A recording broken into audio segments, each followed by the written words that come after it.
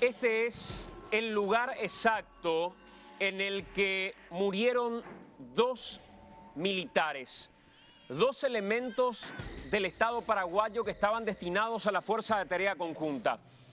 Un equipo periodístico de AAM decidió ir hasta ese lugar y recoger la voz de los protagonistas.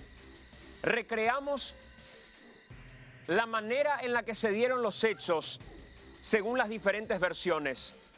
Recorrimos cada parte de ese lugar, de esa zona, pero lo más importante, recogimos testimonios de gente que no fue escuchada por el Ministerio Público.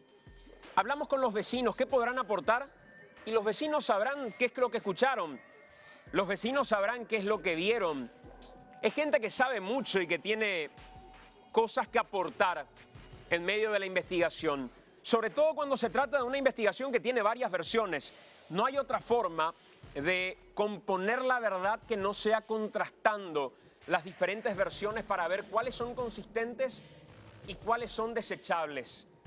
Cuáles tienen elementos serios como para poder tomar como punta y línea de investigación, sobre todo a partir de las coincidencias. Cuero Fresco sabe mucho, pero Cuero Fresco no fue escuchado. Esto que estamos viendo en imágenes dice suboficial José González. Y ustedes se preguntarán quién es José González. José González es el otro efectivo militar que falleció en Cuero Fresco, porque fueron dos. No solamente murió Piñanes, como les contábamos la semana pasada, a raíz, según sus familiares y según la investigación de este organismo especial del Senado, a raíz de la explosión de una bomba, sino que también murió un suboficial de nombre José González. Las declaraciones de sus familiares son elocuentes. Hablan con nombre y apellido de responsables a quienes proveyeron de información que nunca fue parte de la carpeta fiscal. Este programa se ha encargado durante 15 días de tratar de tener la versión de los organismos oficiales. Todos los organismos oficiales nos han cerrado las puertas. Y digo nos han cerrado las puertas porque fuimos y esperamos horas frente a las oficinas del Ministerio Público, de quien lleva la investigación de Joel Casal. Nos hemos cansado de llamar a su teléfono celular, de enviar mensajes de texto para que pueda dar su versión. No queremos escuchar una sola campana, queremos conocer todas las versiones en medio de esta investigación que hoy, en base a lo escuchado, tiene una versión que toma fuerza, que es la de los familiares. Una versión que encierra terrorismo de Estado. Una versión que encierra utilización de explosivos de manera irregular y al margen de lo que marca cualquier normativa a nivel nacional e internacional. Cuero Fresco es una historia que debe ser desentrañada. El asesinato de militares es una historia que tiene mucho por contar y el silencio de las autoridades lo que menos hace es colaborar al esclarecimiento. Corroboramos la versión también de los familiares del suboficial González, porque hubo dos personas que fallecieron en este extraño suceso. Conocemos la versión de Piñanes y a lo mejor seguimos hablando de este tema gracias al coraje del general Piñanes, el papá del militar fallecido en aquella oportunidad. Fuimos a hablar con los familiares de este señor, José Manuel González, que murió en el mismo lugar, en el mismo hecho. Y le preguntamos a ellos, ¿qué saben ustedes? Así como habló el papá de Piñanes, ¿qué saben ustedes de esta historia? ¿Cuál es la versión que manejan ustedes? Una versión similar a la de Piñanes, una versión similar a la que se dio oficialmente, o tienen ustedes la propia versión. Se van a sorprender con el relato del hermano del militar fallecido. Un hombre que hasta ahora no se hizo conocido como el caso del general Piñanes, pero sí fue un hombre que tiene su propia versión, que también se encargó de hacer su propia investigación y también tiene un relato de la historia. ¿Cuál es la historia de los González? ¿Se asemeja más a la de los Piñanes? ¿Se asemeja más a la versión oficial? Vamos a escuchar esta noche en esta entrevista con el equipo de AM in situ, desde el lugar de los hechos. Y además, desglosamos la versión que nos dio aquella vez el general Piñanes, cuando mencionaba él casi de paso algo relacionado a Pavão, a la mamá de Pavão, que fue que tuvo unos beneficios supuestamente en un proceso gracias a que ayudó a esta investigación. ¿Cómo pudimos corroborar nosotros eso? Hablando y viendo de qué se trató la carpeta fiscal de la mamá de Jarvis Jiménez Pavão. Esta noche en AM habla el fiscal que investigó el caso de lavado de dinero de la madre de Jarvis Pavão. Nos cuenta detalles imperdibles de cuáles fueron los beneficios que obtuvo de manera casi inmediata a aquel episodio y aquel tiempo en el que se dieron las cosas en Cuero Fresco. Detalles que son increíbles. De una mujer que estuvo 7 años escondida, 7 años prófuga, y que después se presentó ante la justicia y obtuvo beneficios que son increíbles. ¿Cómo toman ustedes si les contara que, por ejemplo, la mujer consigue que la justicia le otorga una prisión domiciliaria después de estar durante 7 años prófuga? No solamente le otorga la prisión domiciliaria, sino que también de 7 días de la semana podía salir 6 días de su casa. 6 días en horarios en los que ni siquiera la policía podía manejar. ¿Por qué? Porque hasta han conseguido que no tenga guardia policial. Una historia que nos sorprende, pero que lo que hace en el contraste de las versiones es terminar increíblemente dando verosimilitud a aquel relato de el propio general Piñanes cuando dice que obtuvo a cambio Pavão luego de haber supuestamente colaborado con el gobierno paraguayo para la compra de un equipo de escucha telefónica por más de $380.000. Y después de haber proveído al gobierno paraguayo, según esta versión, de un elemento del ACA, de la Agrupación Campesina Armada, digo, que hacía de doble agente, porque además de ser apoyo logístico de ACA, era informante del gobierno, el hombre que tenía que llevar la bomba hasta el campamento de ACA para eliminar a todos, donde incluso él iba a terminar muriendo. La historia desentrañada es escalofriante, así como el silencio por parte de las autoridades que no han agregado elementos tremendamente relevantes y elocuentes a la carpeta fiscal. ¿Por qué no lo hicieron? Es la pregunta que nos hacemos. Y esta noche en AM vamos a hablar con el fiscal del caso de la mamá de Pavão. Van a darse cuenta ustedes y ustedes sacarán sus propias conclusiones respecto a las coincidencias de fechas, de lo que había dicho el general Piñanes en aquel momento, cómo coinciden las fechas, cómo coinciden los beneficios. Estuvimos desglosando la versión Piñanes, estuvimos obteniendo la versión González, las comparamos. Fuimos hasta Cuero Fresco, hablamos con vecinos, hablamos con el médico, hablamos con autoridades, recreamos las dos versiones. Esta noche, el caso Piñanes, completo informe, exclusivo en AM. Y por supuesto damos la bienvenida a todos aquellos que nos acompañan en esta edición, donde también, Enrique, vamos a hablar de otro tema que nos preocupa y mucho, que tiene que ver con la situación de niñas en este país que son abusadas sexualmente y con casos que verdaderamente son de terror.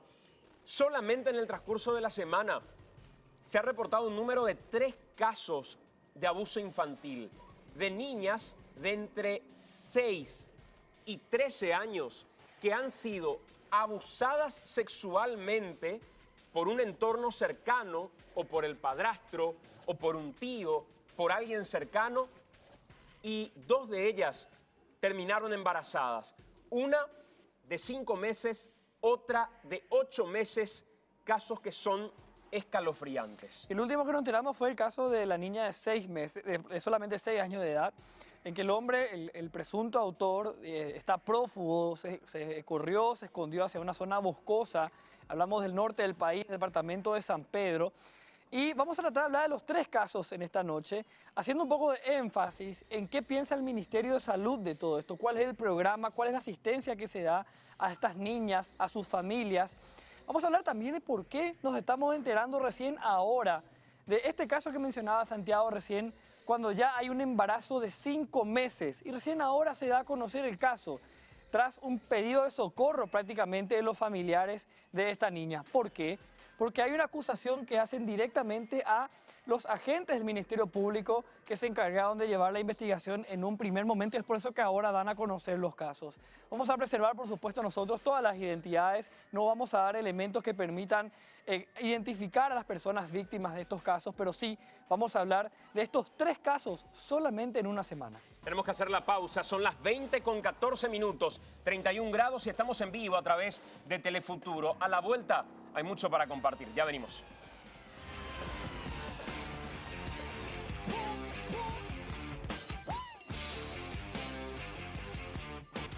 Con 19 minutos, estamos en vivo a través de Telefuturo haciendo AAM. Vamos a hablar de estos 3 casos en una sola semana, en la última, la que terminó.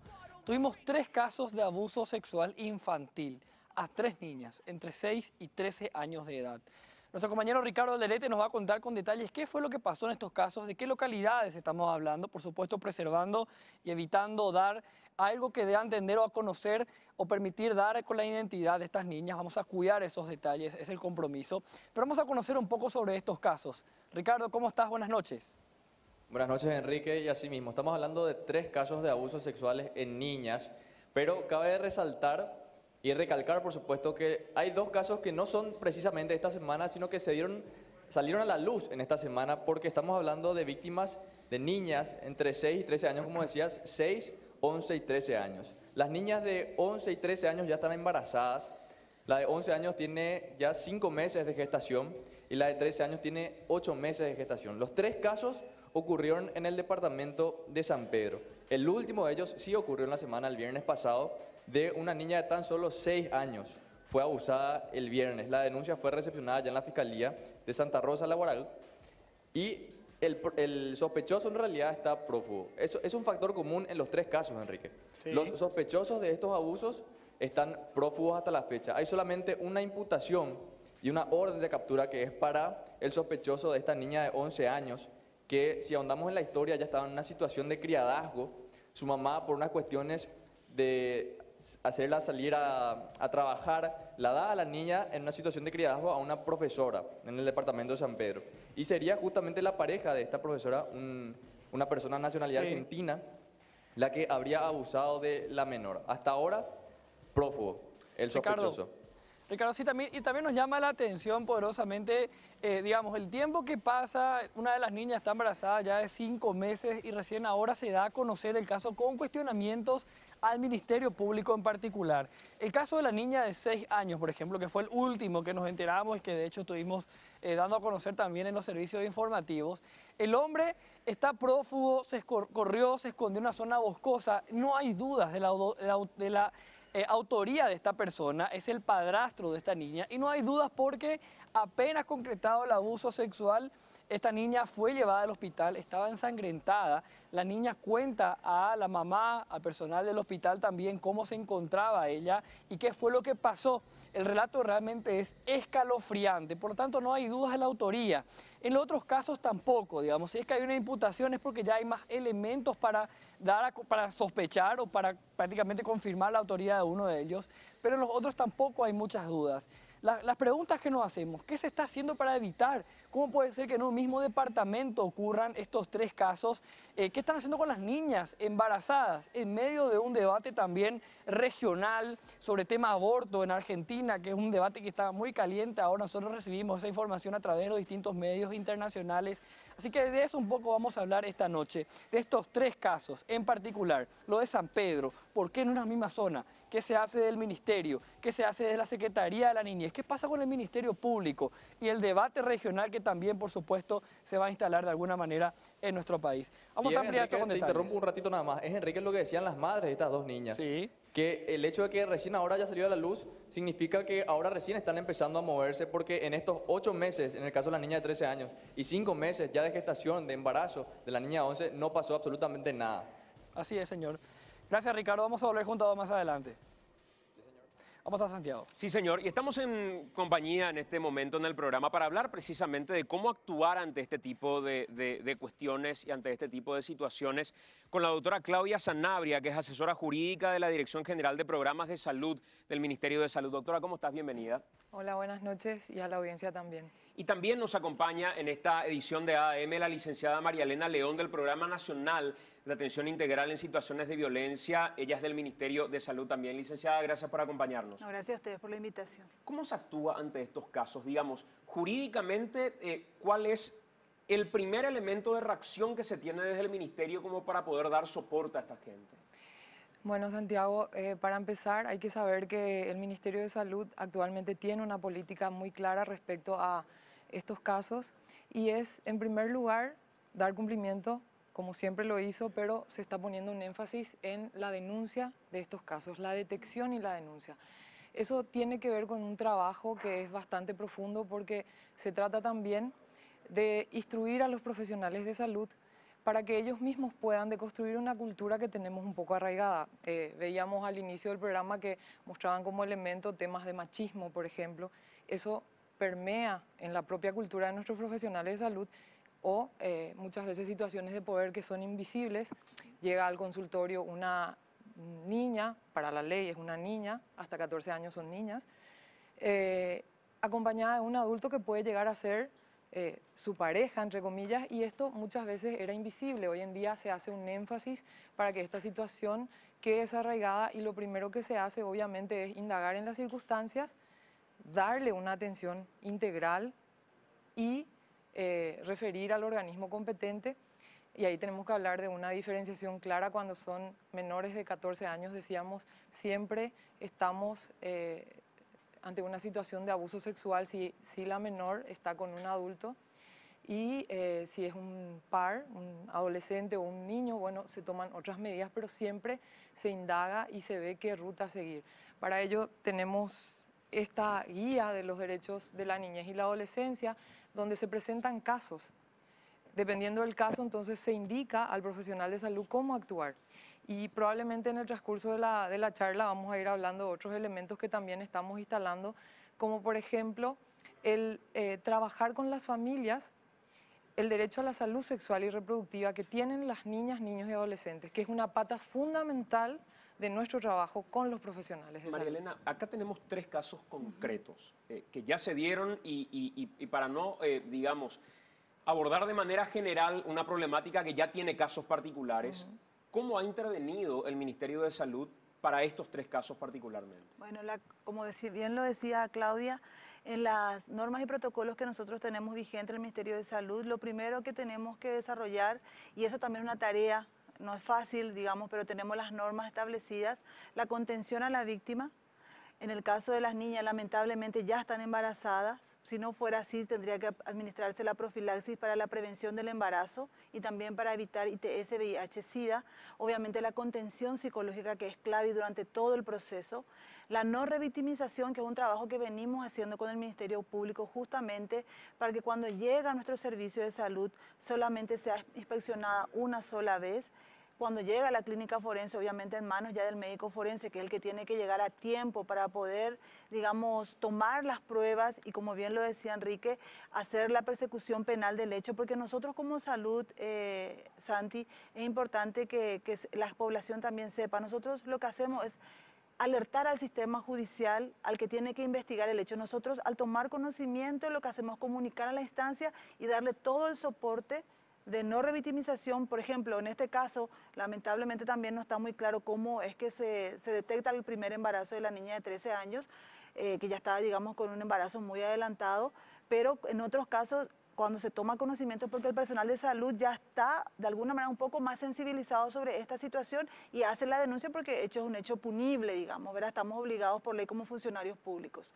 Entonces, en este caso específico, lo que se busca es darle la mayor contención, como bien ustedes están administrando también la identidad de la niña, no exponerla, se busca que desde el propio servicio de salud nos salgan informaciones sobre este tipo de modo a que se pueda preservar la intimidad y la dignidad de la niña. Cuando llega un caso de este tipo a consultorio, ¿cuál es la indicación para el médico? ¿Qué tiene que hacer a partir de ese momento? ¿Solo dar atención médica o, digamos, debería ya a partir de ahí de inmediato, de manera responsable, firma mediante, con todos los protocolos, dar aviso al Ministerio Público? ¿Cuál es la cadena de información respecto a este tipo de casos? Bueno, en este caso, por ejemplo, como te decía, al tomar conocimiento primero, nosotros tenemos un formulario de registro y atención que está diferenciado para niños, niñas, adolescentes y para personas adultas. Al tomar conocimiento del hecho sobre lo que refiere la paciente, porque muchas veces son abusos que no necesariamente estamos hablando, en este caso sí hay evidencia de que hubo coito, ¿verdad? Pero hay otras formas que la ley establece, como tocamientos, es ponerle a ver películas pornográficas, pedirle que toquen las partes íntimas, eso también están establecidas como abuso sexual. En ese caso automáticamente se pide la intervención también de psicología forense o del psicólogo del lugar en caso que la niña, niño, porque también es importante aclarar que niños también son víctimas de abuso y eso es todo. Hay que desmitificar eso porque si no muchos niños están ocultos y sometidos a esa situación.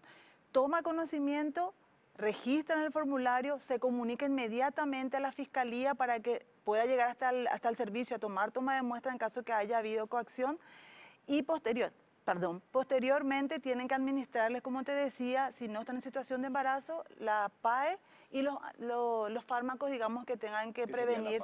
La píldora anticoncepción de emergencia que previene dentro de un rango de 72 horas. Es muy importante que la población conozca, ustedes como medios de comunicación también, alertar a la población que cuando existe un hecho de violencia sexual, tienen que llegar hasta un servicio de salud para que puedan proveérseles la píldora anticoncepción de emergencia y los antirretrovirales para la prevención de ITS, VIH, SIDA, que pueden ser consecuencias de ese embarazo. Obviamente también están las situaciones de salud mental. Jurídicamente, ¿dónde termina el rol del Ministerio de Salud para pasar a qué institución? Bueno, como estabas comentando, lo primero también que hay que distinguir es que estamos trabajando para que puedan creer al niño en su versión. Decías, ¿cuál es el rol? ¿Dónde empieza el rol del Ministerio de Salud? Y empieza en recabar todos los datos de manera exhaustiva y poder registrar esos datos. Muchas veces los médicos también son reacios o dicen, bueno, si escribo esto, después me van a llamar a declarar, ¿cómo hago? Voy a perder días de trabajo. Insistimos en que el rol del profesional es denunciar y recabar los datos porque es personalmente responsable por ley también de las situaciones de abuso que llegan a su conocimiento. Es decir, ninguna persona puede respaldarse en que haya estado cumpliendo funciones para el Ministerio de Salud, es responsable personalmente. Entonces ahí hay que escuchar la voz del niño, hay que desmitificar eso de que no, quizás está mintiendo, hay que luego derivar esa denuncia y el rol del Ministerio de Salud realmente queda un poco respaldado en la denuncia.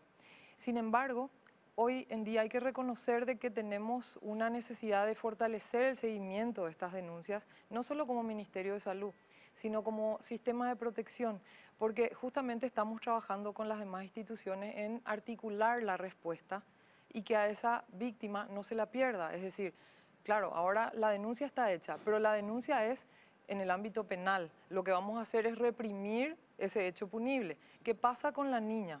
Vimos en varios casos anteriores, bueno, el seguimiento en lo social, cómo queda. Muchas veces y en la mayoría de los casos estos 3 hechos que ocurrieron son elocuentes cuando vemos que suceden en el ámbito intrafamiliar. Esa niña, esa adolescente no puede volver a su casa y probablemente tampoco puede volver a su entorno cercano. Entonces tiene que haber una respuesta desde allí.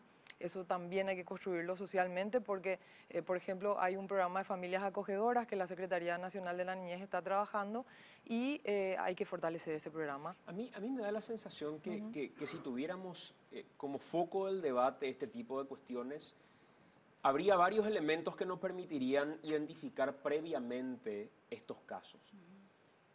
Sé que hay colegios que tienen suficientes recursos económicos, que tienen la posibilidad de contar con un psicólogo que va conversando con niños y niñas y teniendo señales de alerta que les podría llamar la atención respecto a cosas que están pasando en casa. Que cuente que algún tío tiene mucha cercanía, que el padrastro en algún momento le tocó la pierna o le dio una caricia, pero eso es impensable hoy en el interior del país, en escuelas donde ni siquiera tienen maestros o tienen techos para dar clases. ¿Cómo se podría hacer para subsanar de alguna manera eso?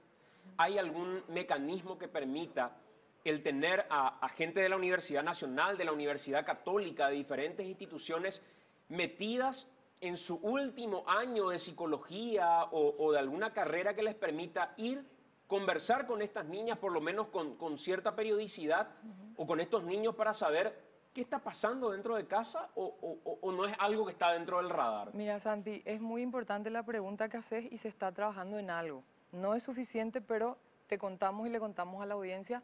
Existe un programa de desarrollo infantil temprano desde el Ministerio de Salud que tiene su foco en capacitar a los agentes comunitarios. No sé si conocen esta figura, yo creo que sí se habrá hablado en algún otro programa. Son personal de salud que llegan casa por casa y precisamente uno de los territorios, o el territorio priorizado es San Pedro. Claro que es insuficiente porque las visitas domiciliarias, que son efectivas en otros países, tienen que ser sistemáticas y la llegada tiene que ser casi semana por semana y ver a esa familia, lo que decías, ¿verdad? Llegar, hola señora, ¿cómo está tu hija? ¿En qué estamos? ¿Qué les falta? Y llegar con una especie de educación a las familias. Eso se está haciendo. Todavía es a lo mejor incipiente, pero es un trabajo que ya se está haciendo. Hay manuales, ¿verdad?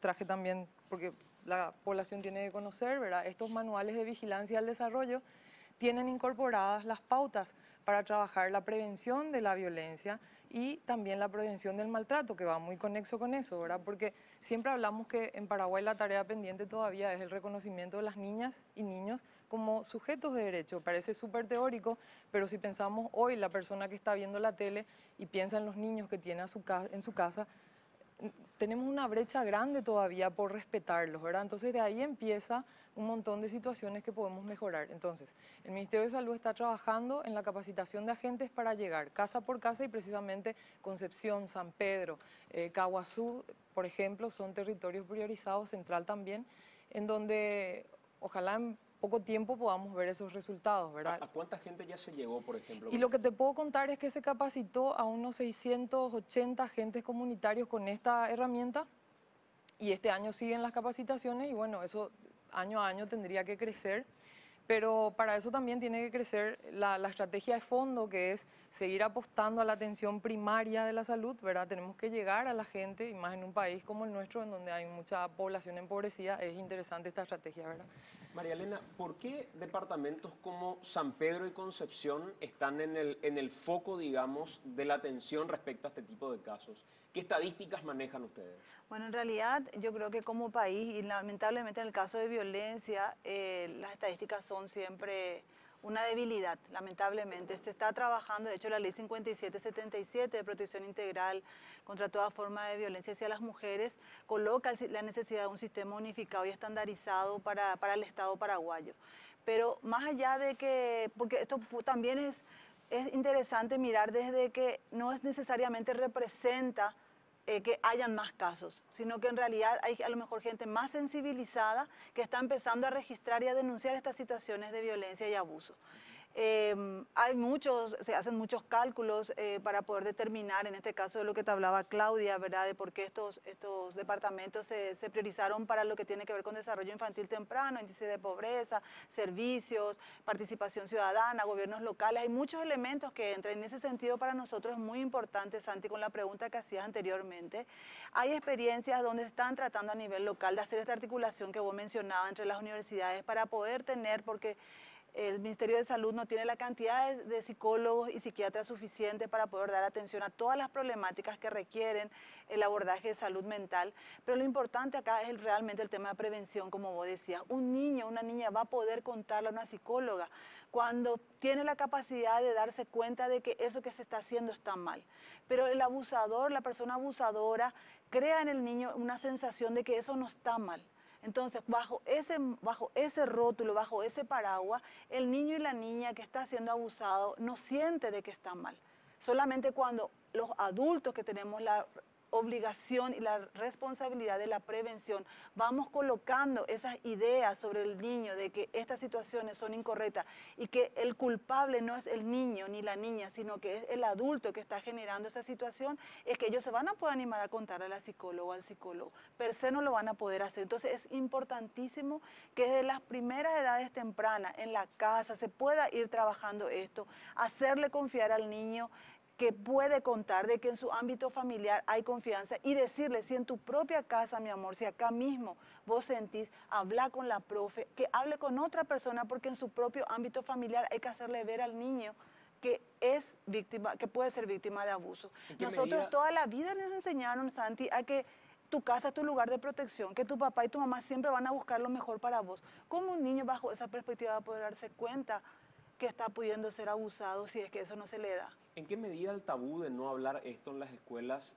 puede generar un índice todavía más preocupante como el que hoy tenemos? Y es uno de los principales obstáculos y barreras que tenemos, justamente el tabú de la educación integral en la sexualidad, hay que decirlo, porque nosotros como Ministerio de Salud hace bastantes años ya estamos impulsando, por ejemplo, materiales como la libreta de salud del adolescente, en donde se da información científica y objetiva respecto a el cuerpo, las funciones biológicas y biopsicosociales también de la persona, y realmente muchas veces se ha encontrado cierta resistencia. Sin embargo, hoy en día, afortunadamente, eso está más, digamos, más vigente, el material se está utilizando, pero necesitamos llegar antes. ¿Qué quiere decir llegar antes? Necesitamos hablarle a los niños desde chiquititos, que en la malla curricular esté inserto eso, que nadie tenga temor de llamar a las partes del cuerpo por el nombre, eso es parte del todo, ¿verdad? Respetarse a sí mismo, las burlas, por ejemplo. Claro, si alguien se burla de tu cuerpo a los 5 años, ¿por qué alguien no podría burlar tu cuerpo? Totalmente. O sea, eso es, y estamos naturalizando esa situación y contra eso tenemos que trabajar, no luchar, trabajar y poner todo el empeño a llegar temprano en el ámbito de educación y darle continuidad a eso en el ámbito de salud. Es decir, el pediatra que atiende a un niño en primera infancia tiene que estar seguro de los consejos que va a dar al niño y a los padres. Si le están bañando en conjunto con 3 hermanitos, todos desnudos, y eso hay que seguir educando y tener esos espacios de intimidad, de privacidad, de confidencialidad, de enseñarle que su cuerpo es suyo y nadie más puede violentar, ¿verdad? Veíamos en estos días unos resultados de un programa en Kenia, imagínate, en África, y decía que los pilares un poco era la educación en la sexualidad, trabajar el respeto de los varones hacia las niñas y también el consentimiento mismo de las niñas, es decir, ¿qué consiento yo como mujer? ¿Lo hago por presión? ¿Lo hago porque así lo hacen todas? ¿Cómo hago eso con las niñas? Yo creo que va por ahí nuestro trabajo. Claudia y Marilena, gracias por acompañarnos y seguro vamos a seguir conversando mucho de esto porque en la medida que hablamos y debatimos, me parece que la gente de alguna manera puede obtener mayor información y de calidad también. Así que les agradezco mucho por estar con nosotros. No, gracias a Muchísimas ustedes gracias. por colocar un tema tan sensible y preocupante.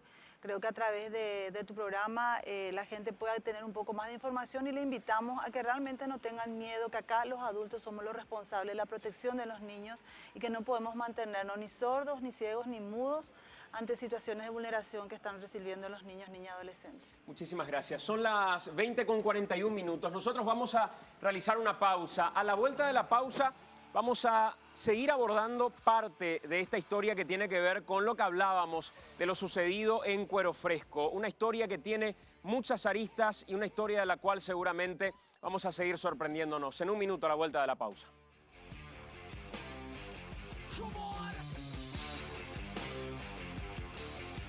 20:46 en vivo y de vuelta por Telefuturo, porque otro de los temas de los que vamos a hablar tiene que ver con la situación y la investigación del asesinato del capitán Piñanes y del suboficial González. Una historia cuyos elementos todavía no fueron desentrañados de manera completa y muchos de ellos no fueron parte de la investigación. Hablamos con muchos de los protagonistas y hoy tenemos parte de esas declaraciones que consideramos son fundamentales en el marco de la investigación. Muchos el domingo pasado, después de la misión de AAM, empezaban a entender de qué se trataba aquello que refería al caso Cuero Fresco, al caso del asesinato del capitán Piñanes.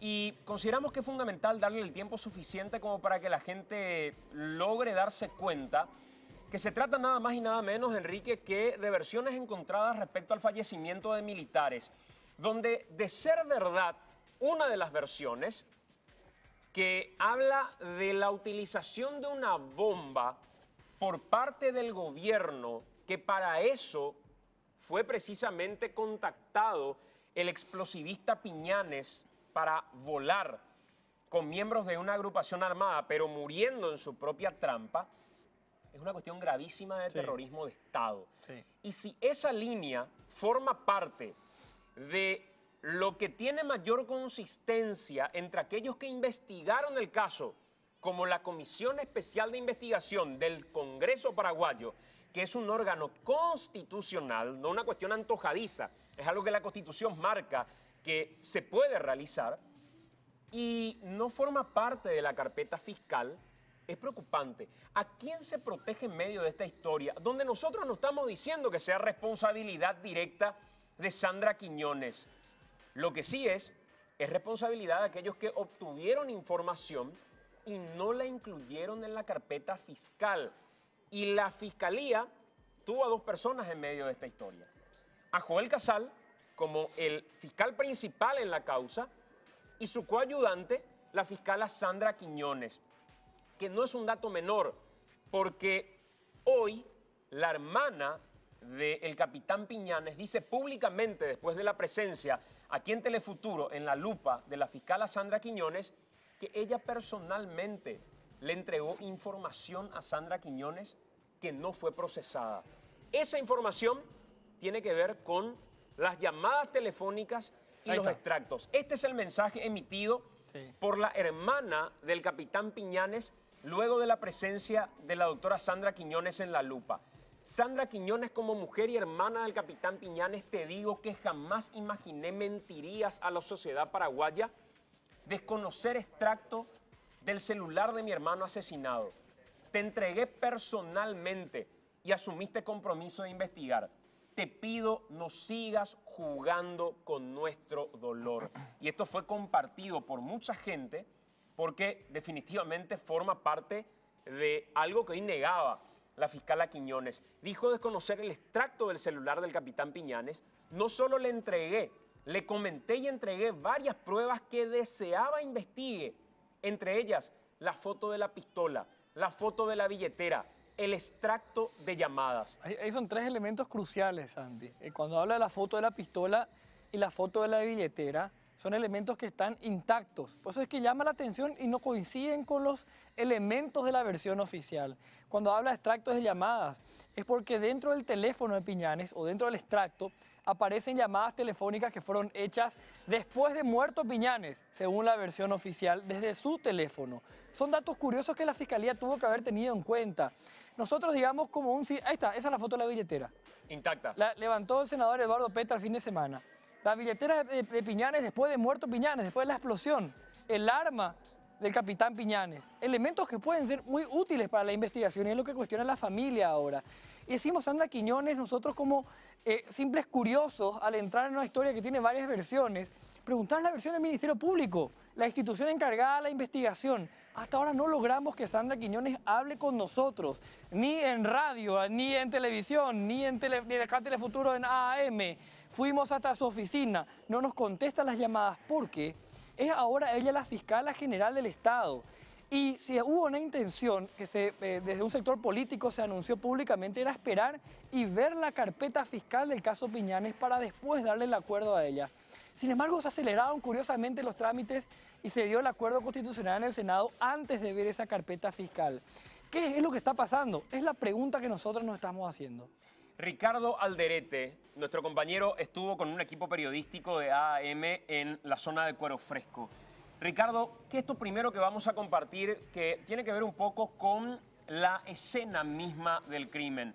Una escena que en un radio determinado tiene a vecinos, tiene a gente que es de la zona y que aportó su versión y que también en medio de este recorrido y en esta especie de recreación tomamos parte de la pericia de un efectivo policial que cuenta qué tipo de bomba es la que, o qué tipo de explosivo fue el utilizado en medio del asesinato del capitán Piñanes y del suboficial González, Ricardo.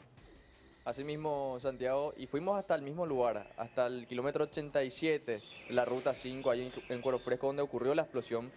Iniciamos el recorrido desde una de las versiones donde el cuarto hombre se encontraría con el vehículo de la SENAT en una estación de servicio. Iniciamos desde ahí y a partir de ahí recorrimos el trayecto de la ruta 5 hasta llegar al kilómetro 87, el lugar de Cuero Fresco donde ocurrió la explosión, y analizamos con lo que decía la pericia de cuál fue realmente el explosivo que detonó y que mató al capitán Piñanes y al suboficial González.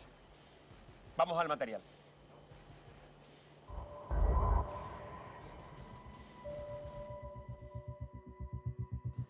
Estamos en el cruce de Ubuyaú, acá en este sector donde si miramos para allá tenemos Concepción y Horqueta. Estamos en la zona donde el cuarto hombre se habría bajado, había traspasado al vehículo donde estaban los integrantes de la SENAT, 3 personas específicamente, y este cuarto hombre llega hasta acá, hasta donde nosotros estamos, desde un vehículo del Ministerio del Interior. Hace el traspaso al vehículo de la SENAT, que posteriormente es donde ocurre la explosión, y es el trayecto que nosotros queremos hacer y representarlo de manera gráfica. Así que acompáñennos en esta recreación y vamos a hacer el mismo recorrido, el exacto recorrido que hizo el vehículo hasta llegar a la zona de la explosión. Vamos.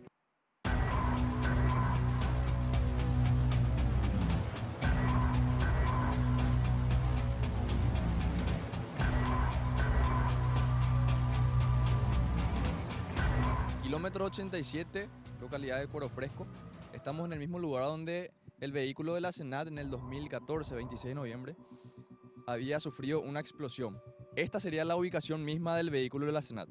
Y recordemos varias versiones que se habían dado. La primera de ellas es la que dijo Luis Rojas, ex ministro de la SENAT, que estaban haciendo un operativo, estaban volviendo al campamento base, si miramos para allá, yendo a Concepción, y en un descuido, en un acto involuntario, una granada se activó y explotó.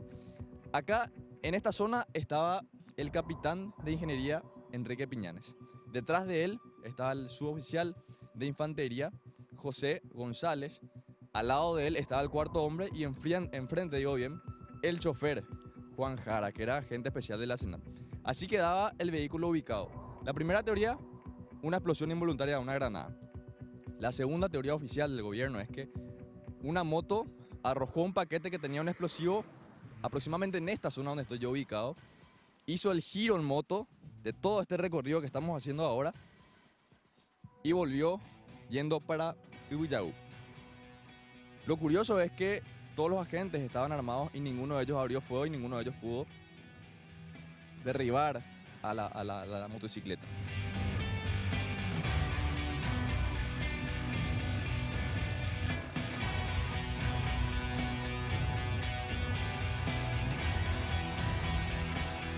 Esta es la ubicación misma.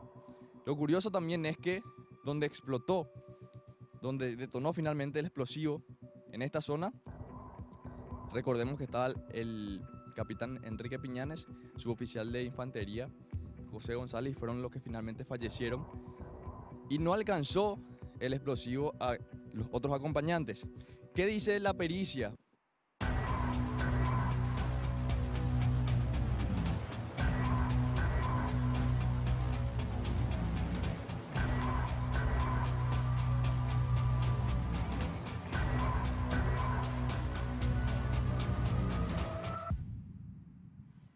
De que lo que detonó finalmente era un explosivo, una dinamita en gel de aproximadamente 5 kilos, que tenía un alcance de 50 metros. Los restos de los cuerpos fueron esparcidos por esta zona que estamos viendo nosotros en un radio de aproximadamente 100 metros.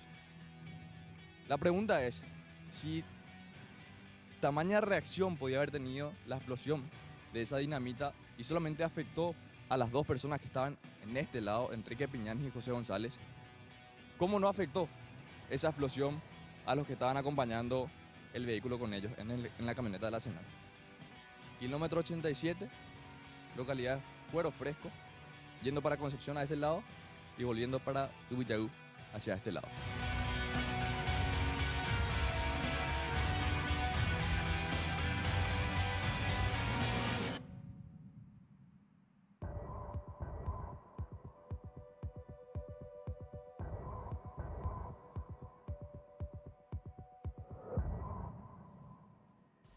Hasta aquí, Ricardo, habíamos hablado de la muerte del capitán Piñanes. Es como que debido a que su padre, el general Piñanes, ha tomado esta causa como un elemento de presión para que no muera, para que alguien dé una información respecto a lo que pasó en Cuero Fresco, pero de quien poco o nada se ha hablado es del suboficial González. ¿Quién es el suboficial González, Ricardo? Porque hasta ahora Santiago decir que el caso Piñanes, digamos, fue conocido porque el papá de Piñanes, el general Piñanes, tuvo el coraje de ir contando cosas, de reclamar a la justicia, se acercó al Congreso, el Congreso tomó su palabra, inició esta investigación a raíz de lo que él manifestaba, él salió a hablar reiteradamente con los medios también, pero de González hasta ahora casi nada. ¿Quién es el otro militar fallecido, Ricardo? Justamente eso fue lo que quisimos tener en primera persona de su hermano, Pedro González. ¿Quién era el suboficial González que finalmente falleció? Y esto es lo que nos dijo su propio hermano.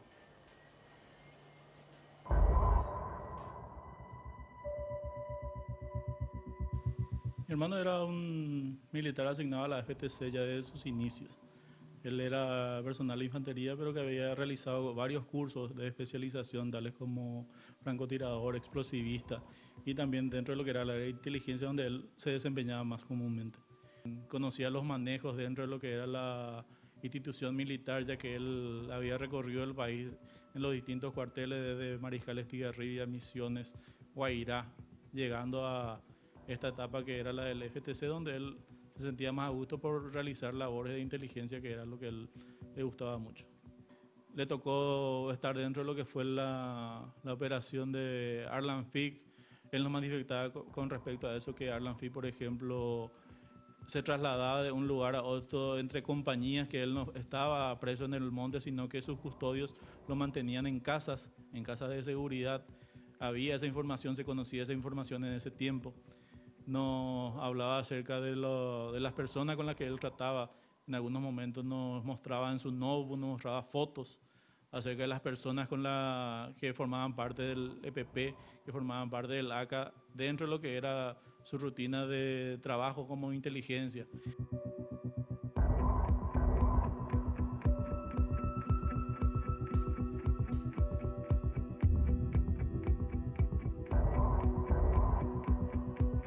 Un poco el perfil, digamos, de quién era el suboficial González. Pero en la segunda parte, Ricardo, de esta nota con el hermano, ya nos vamos metiendo básicamente a su participación en Cuero Fresco. ¿Por qué estaba con Piñanes y para qué lo llamaron? Asimismo, y también lo que él piensa que ocurrió esa noche. ¿Y quién es Juan Jara en todo esto, según su hermano? Esto es lo que decía él.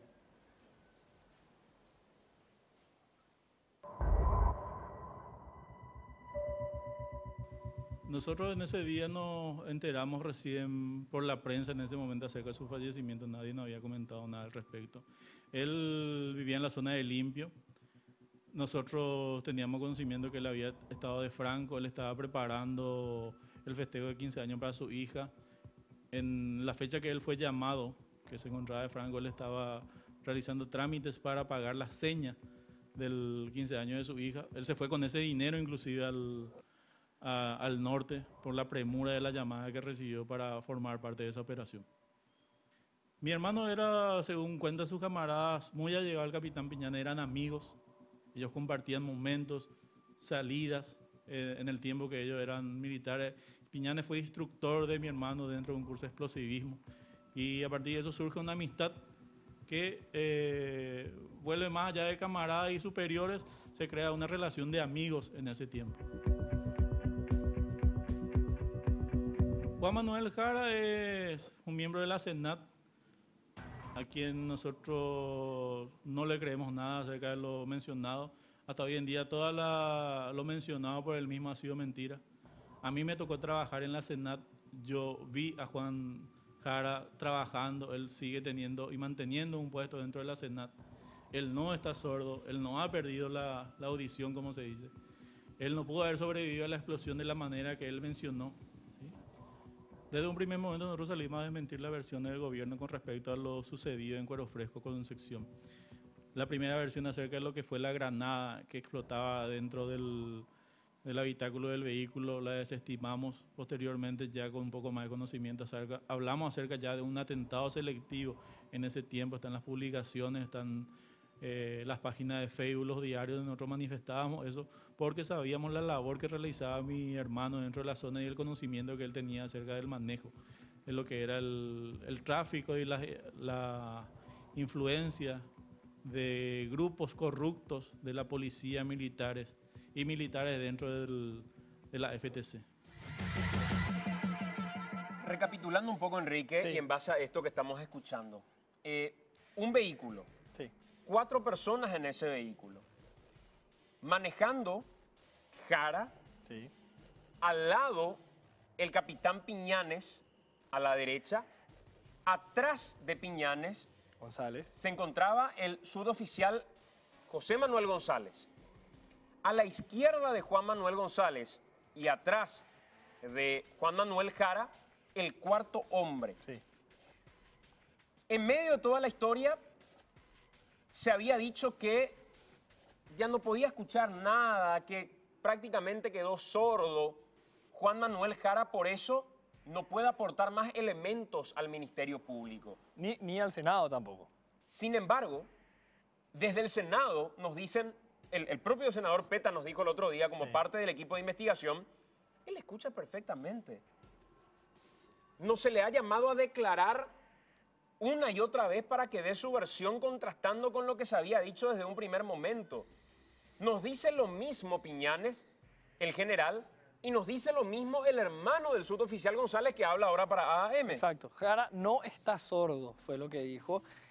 Algunos datos que llaman la atención, porque fíjense, hasta ahora, de los 4 que estaban ahí, 2 están muertos, 1 dice estar sordo, sin embargo, otros que investigaron la cuestión más allá de la investigación oficial dicen, no, mentira, no está sordo, sí puede aportar datos, por favor llámenle y pregúntenle cosas. Y el cuarto hombre que no, está desaparecido, no sabemos dónde está, no se sabe todavía públicamente la identidad de este cuarto hombre, que tampoco entonces puede aportar absolutamente nada a la investigación. Otro dato curioso mencionaba recién el hermano de González que me llamó la atención. Nosotros nos enteramos del hecho a través de la prensa. ¿Cuándo se ha visto que en un operativo policial, militar, de las fuerzas conjuntas en el norte del país, ocurra algo y los familiares se enteren después de mucho tiempo recién y por la prensa? O sea, que pasen las horas, los días y los medios terminen comunicando a los familiares del fallecimiento. Algo que es curioso también, si se tiene en cuenta, digamos, que aparentemente algo se quiso esconder, es lo que presume este hombre, es lo que presume el papá del otro fallecido. Y esos tiempos, esos plazos, la forma en que ellos se enteran las cosas, son elementos que la investigación puede tener en cuenta. Ricardo, ¿qué más dijo Pedro González? A ver, Ricardo, si tomamos el audio de lo que está diciendo nuestro compañero, por favor, para saber qué más dijo en medio de esta entrevista Pedro González en el momento en el que fue abordado por un equipo periodístico de AM. ¿Ricardo? Sí, el hermano de González justamente hablaba también en esta parte de la entrevista de este cuarto hombre, que hasta el momento para él era una persona que no tenía identidad. ¿Quién era el cuarto hombre para el hermano del suboficial fallecido y qué podía decirnos respecto a eso? Eso es lo que decía en la entrevista, Santiago. Escuchamos. No, hablaba la versión de los hechos ya ha sido comentada por el general Piñanes, en línea general es la misma que nosotros también manejamos desde su momento. Cabe mencionar que en los primeros tiempos del fallecimiento de mi hermano nosotros recibimos mucha información por parte de camaradas y allegados al mismo con respecto a lo que sucedió en Cuero Fresco y posteriormente esta línea de información se quebró y todo el mundo cayó. Entonces, lo que nosotros manejamos hasta el momento que se dieron en posteriores conversaciones con otras personas es que Piñanes fue llevado a realizar la bomba. El hecho de que sea conocido o no por las máximas autoridades es algo que deberán dilucidarlo en algún momento otras personas. Yo hablé con Luis Rojas en algún momento, él me habló de que no se había dado esa situación de bomba, que en algún momento lo que se quiso hacer era introducir una granada que contenía un dispositivo de GPS para ubicar el lugar, que ese en todo caso tenía que haber sido la misión si es que se realizaba. Lo que yo manejo al respecto es que fue una operación a cargo de antisecuestro de la Policía Nacional, que el cuarto hombre fue un informante de la Policía Nacional. Este informante es una persona que tiene antecedentes penales vigentes. Esta persona es un delincuente y esta fue la persona que formaba parte de ese grupo que posteriormente lleva esa bomba, y esa bomba tiene un dispositivo. Ese dispositivo es un control a distancia que se utiliza para dar arranque a las motocicletas, que ese dispositivo estaba separado de lo que era la batería, y ese dispositivo separado de la batería estaba en poder de Juan Jara. Juan Jara se va y se encuentra, que es la parte donde nosotros diferimos un poco con la versión que se tiene de manera oficial o extraoficial hasta el momento. Él se encuentra con esta persona para entregarle el dispositivo y para entregarle la bomba en algún momento, y en ese momento ellos se resguardan dentro de lo que es esa zona, que si en algún momento ustedes van a ese lugar van a encontrar de que la ruta se encuentra a una altura considerable con respecto a lo que es el resto, o los costados de la misma. Tiene la banquina y luego tenemos un pequeño barranco dentro de esa zona. Entonces que ellos se guarecen en esa posición a los efectos de evitar el estallido de la bomba, y que en ese momento ellos detonan esa bomba.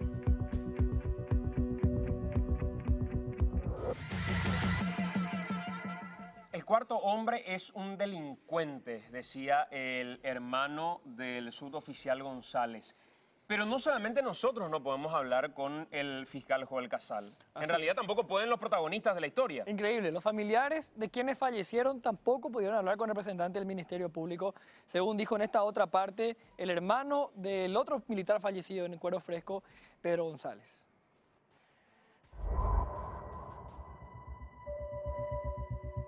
La Fiscalía siempre se cerró en su versión, en la versión de que todo fue parte de un hecho fortuito, y se cerraban en que el caso tenía que terminar lo más rápido posible.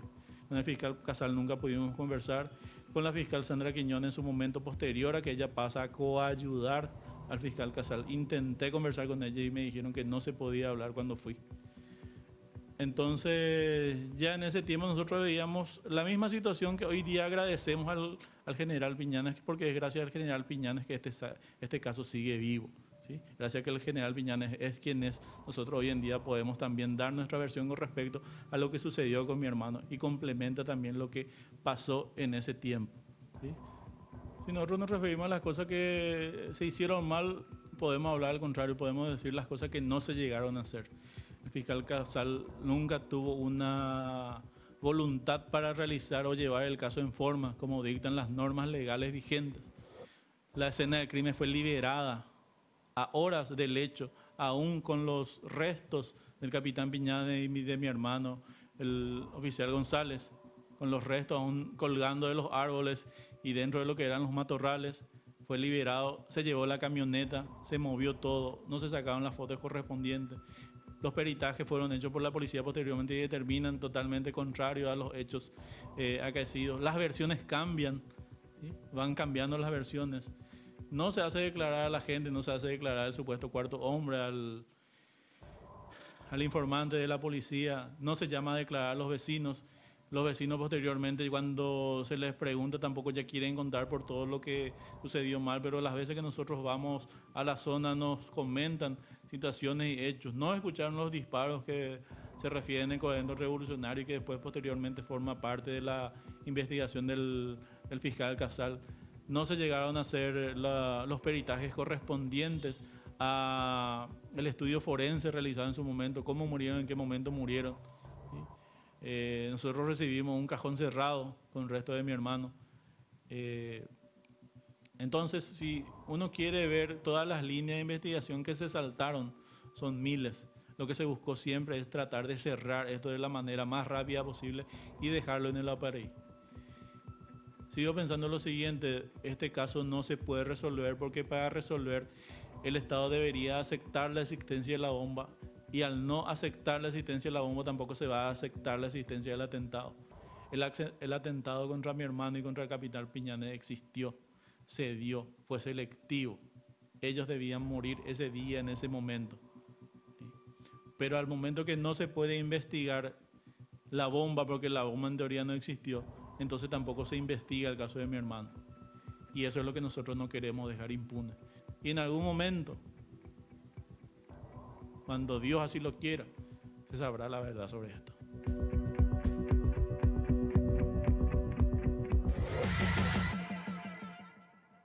Es bastante fuerte, Ricardo, Sí. lo que dice el hermano del suboficial González. Y dice que nunca se podría llegar a la verdad si es que no se aceptara la existencia de la bomba. Y el aceptar la existencia de la bomba implicaría aceptar que se dio un caso de terrorismo de Estado. Pero refería que con los vecinos prácticamente nadie habló. Nosotros fuimos y conversamos con algunos de los vecinos, Ricardo. Así mismo, Santiago, y haciendo referencia nada más a lo que decía el hermano, totalmente terrible. Él menciona que es un atentado selectivo, que ellos debían morir esa misma noche. Claro. Y en ese recorrido que hicimos, también fuimos a hablar con los vecinos para ver qué es lo que ellos relatan acerca de lo ocurrido esa noche. Esto es lo que nos decía Pascual Quevedo, uno de los vecinos de la zona ahí de Cuero Fresco.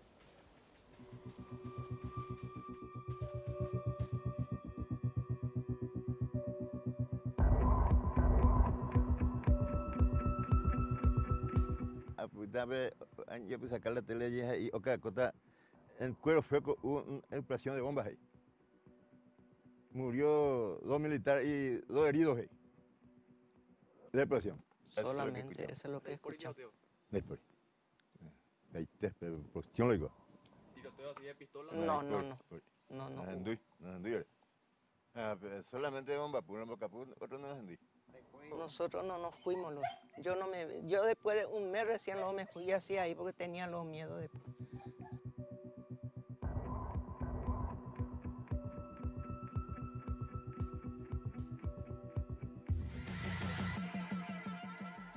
Aclarar que lo de los disparos, digamos, porque también se habló en un momento que fue un ataque a balazos. La versión de ACA. Así es, cosa que es imposible, ¿verdad? Ricardo, en medio de esta historia también son protagonistas los médicos, el hospital más cercano al que derivaron a las personas heridas. ¿Qué refieren los médicos? Así mismo, y fuimos justamente hasta el Sanatorio San Antonio, que fue el local hospitalario donde fueron estas dos personas heridas, que serían Juan Jara y este cuarto hombre. El médico que les atendió fue el mismo quien nos dio una nota y decía esto respecto a esa noche. Sí, a esos pacientes yo le atendí acá, le recibí acá. Eran agentes así de miembros de las Fuerzas Armadas, creo que sí, o de la policía, ¿verdad? Pero nosotros en ese momento nos hemos limitado solamente a atenderle a los pacientes sin preguntarle mayores detalles, ¿verdad? Tenían heridas, ¿verdad? Heridas por arma de fuego. Hasta ahí yo le puedo dar. De ahí que el detalle de cada herida ni de cada paciente ya no tengo que registrar, tengo que revisar en mi registro para a las 9, 8 y media, 9 de la noche por ahí, a esa hora llegamos. Creo que no sé, pero así vagamente, heridas de pierna, eso es lo que yo hasta ahora, ¿no? De pierna, así no, pero de acá salieron bien, ¿verdad? Salieron bien, además sí que salieron como personas así, pero estable clínicamente. ¿Consistió en realidad el momento en que atendiste a un herido del EPP o de la agrupación campesina armada? ¿Crees eso? No sé, ¿verdad? Puede ser, ¿por qué no? Puede ser. Es clave lo que dice el médico, Ricardo, porque él refiere que las dos personas salieron sin mayores inconvenientes. No habla de ninguna sordera, no habla de alguien que haya quedado con alguna discapacidad, por ejemplo, como hoy se pretende instalar. Totalmente, y creo que eso es lo más destacable cuando él menciona que las dos personas a las que él atendió luego de ese atentado salieron clínicamente estables. Lo dijo el mismo médico, sin mencionar en ningún momento que de repente no podían escuchar, que tuvieron mayores lesiones respecto a esa bomba que explotó esa noche. Clínicamente estables creo que es el detalle a destacar. El funcionario de la audiencia serían Jara y el cuarto hombre, digamos, Ricardo, ¿verdad? Asimismo, al consultarle la identidad de estos hombres, él decía que no podía referir Claro. porque su profesión simplemente le requería atender a las personas y no se acuerda y ni siquiera puede recordarse si anotó en los registros esa noche. Ricardo, ¿por qué conversamos con el fiscal Alcaraz? Conversamos con el fiscal Alcaraz porque en parte del relato del general Piñales, él menciona que Pavao negoció la liberación de su mamá o al menos cuanto se podía, las medidas cautelares que se podían tener por la prisión que se pedía, porque ella fue, recordemos, imputada y procesada por lavado de dinero y asociación criminal. Y esto es lo que nos decía el fiscal Carlos Alcaraz respecto al caso de la mamá de Pavao, Nairi Jiménez.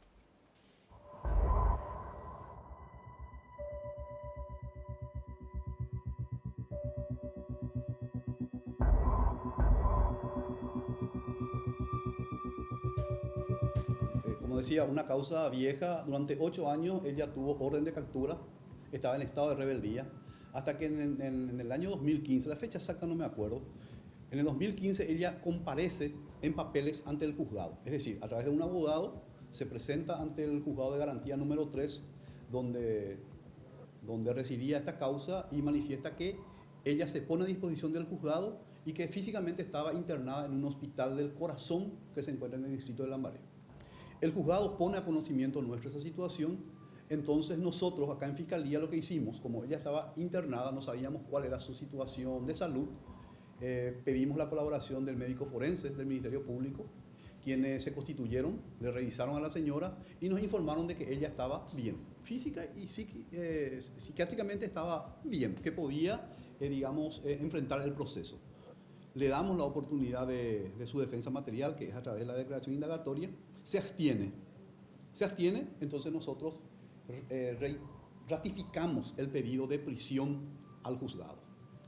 Luego de eso el juzgado fija la audiencia al 242, el juzgado se traslada al hospital y se sustancia la audiencia al 242, y en esa audiencia, al día siguiente, el juzgado le otorga medidas alternativas, a pesar de que el Ministerio Público había solicitado prisión. Solicitamos prisión porque estábamos hablando de una persona que durante 8 años estuvo prófuga, ¿verdad? El juzgado le otorga la medida alternativa de arresto domiciliario. Ese arresto domiciliario se tenía que cumplir en el hospital hasta que se le dé de alta y luego en un domicilio en la zona del YAP. Curiosamente, al día siguiente la señora se cura y sale de alta y va y cumple su arresto domiciliario en la casa con guardia policial permanente. Pero ese arresto domiciliario tenía elementos muy, pero muy concesivos para con la madre de Pavao, y era absurdo, inclusive. Absurdo, hasta si se quiere, claro. Y eso se escucha en parte del relato del fiscal Alcaraz.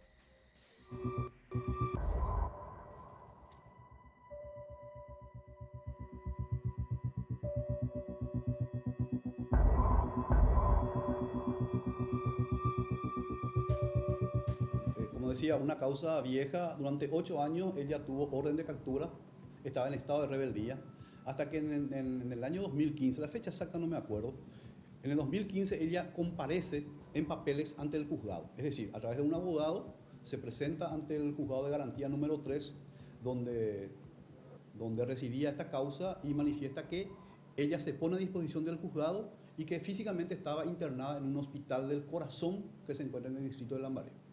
El juzgado pone a conocimiento nuestro esa situación. Entonces nosotros acá en Fiscalía lo que hicimos, como ella estaba internada, no sabíamos cuál era su situación de salud, pedimos la colaboración del médico forense del Ministerio Público, quienes se constituyeron, le revisaron a la señora y nos informaron de que ella estaba bien, física y psiquiátricamente estaba bien, que podía, enfrentar el proceso. Le damos la oportunidad de su defensa material, que es a través de la declaración indagatoria. Se abstiene, entonces nosotros ratificamos el pedido de prisión al juzgado. Luego de eso el juzgado fija la audiencia al 242, el juzgado se traslada al hospital y se sustancia la audiencia al 242, y en esa audiencia, al día siguiente, el juzgado le otorga medidas alternativas, a pesar de que el Ministerio Público había solicitado prisión. Solicitamos prisión porque estábamos hablando de una persona que durante 8 años estuvo prófuga, ¿verdad? El juzgado le otorga la medida alternativa de arresto domiciliario. Ese arresto domiciliario se tenía que cumplir en el hospital hasta que se le dé de alta y luego en un domicilio en la zona del YAP. Curiosamente, al día siguiente la señora se cura y sale de alta y va y cumple su arresto domiciliario en la casa con guardia policial permanente. ¿Y cómo era ese cuidado que tenía en su casa?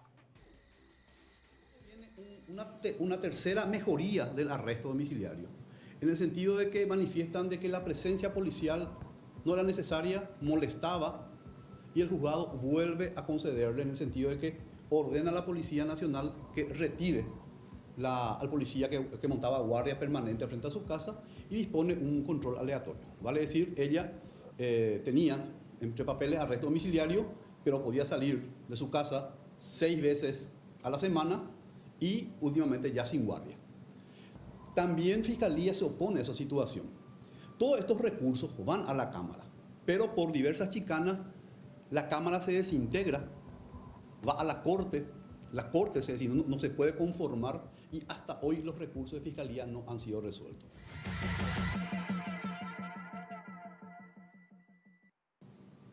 Y yo no sé realmente si sigue en Paraguay porque no se tiene ningún tipo de control ya respecto a ella. Ya no hay guardia policial, no hay ningún informe y los recursos no se resuelven. Señores, nos vamos. Ya viene Telefútbol, Enrique. Así es, vamos a ir con las repercusiones de esto en los siguientes servicios informativos. Gracias por acompañarnos. Hasta el próximo domingo.